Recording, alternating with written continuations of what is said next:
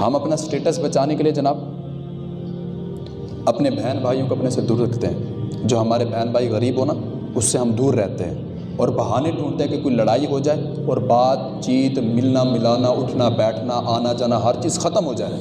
وجہ کیا ہے یار؟ میرا سوسائٹی میں نام ہے، میرا ایک سٹیٹس ہے. اگر میری غریب بہن میرے پاس آ جائے مجھ سے رشتہ مانگ لے تو میں تجھے رشتہ دوں گا.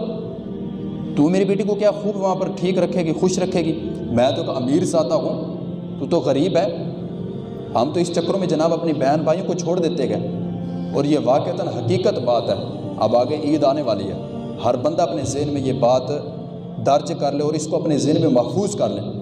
بھائی ایک بہن اپنے بھائی کے لیے جس طرح ٹوٹ کے دعا کرتی ہے نا، دنیا کی اور کوئی بھی چیز دعا نہیں کرتی جتنا بہن دعا کرتی ہے. اور ہماری غریب بہن ہو تو جناب ہم اس کو ملنے سے ہی گئے. بھئی ہمارا سٹیٹس ہے اور ہم نے سٹیٹس خود بنایا ہے.